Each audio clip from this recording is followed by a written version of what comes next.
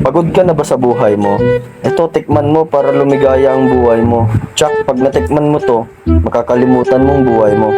So, ayun, what's up mga guys? Ito ako ngayon. Ayan, magwa-warm up muna ako mga guys bago ako magluto ng ating pininyahang adobo na matamis sa buhay ng baboy. Ayan mga guys, nagwa-warm up ako para magutom ako ng husto kasi masarap ang ating lulutuin mga guys. For today's video, magluluto tayo ng adobong baboy na may pinya tapos banana blossom. So, ito ang ating mga ingredients. Ayun, meron tayong luya, bawang sibuyas, ginisa, laurel, banana blossom, paminta, ayan, pineapple chunks, tapos ayan oh, sige girlfriend mo toyo. Ano mo ba yung toyo? Si girlfriend mo ang kulit ng buhay mo eh. So ayan mga guys, atin na siyang igigisa. Unang-una syempre ayan, pagpapainit tayo ng mantika sa ating kawali at atin ang ilalagay ng ating luya. Tapos isusunod na rin ng ating sibuyas. Mauna talagang sibuyas bago ang bawang kasi alam niyo yung sabi ng mga matatanda nung unang panahon, kaya yan ang aking ginagawa ngayon. So guys, susunod na natin ng ating karne guys. 1 kilo yan baboy guys, hindi siya baka kasi nga baboy siya. Nga pala guys, nilaga ko itong karne ng baboy kanina para pag niluto ko so konting kulon lang malambot na siya. Ito guys, naglagay na nga rin ako ng 2 dahon ng laurel, tapos naglagay na rin ako ng mga paminta na bubo. Pagkatapos ko nga pala naglagay ng paminta guys, ayan sinunod ko na yung girlfriend mo. Ayan guys, konti-konti na yung paglagay ng girlfriend mo kasi pag nasobrahan mo, lagi ka nang mali sa buhay mo. So ayan guys, paalala lang sa buhay mo, ayan.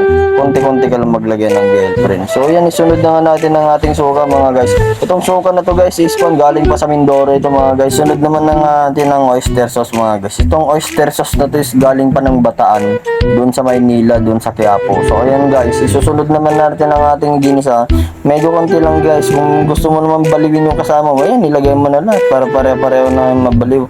Wala namang masamang mabaliw eh, basta nasa katwiran ka, diba guys? So ito guys, ayan, isunod naman na natin ang ating banana blossom guys.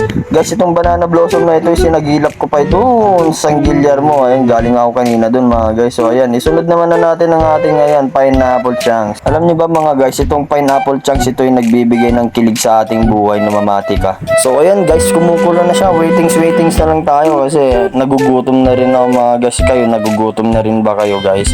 So ito naman natin, ito, ayan o yan. Ayan ang aking asawa guys, gutom na yan guys. So, paigay lang yan, mamaya kakain na yan. So ito guys, luto na siya. Akin na siyang kikiwar-kiwari, no? Itsura pa lang mga guys, ayun, nakakagutom na talaga guys. So ayan guys, kung natatakam ka sa aking mga niluluto, ayan, pwede mo naman siyang gayahin guys. Bili ka na lang sa palengke ng 1 kilong baboy, ayan, tapos mga ingredients. Bahala na sa buhay mo. So ayan guys, akin na siyang titikman guys. So, unang subo, sarap naman guys. So, gayahin mo na. Thank you for watching guys.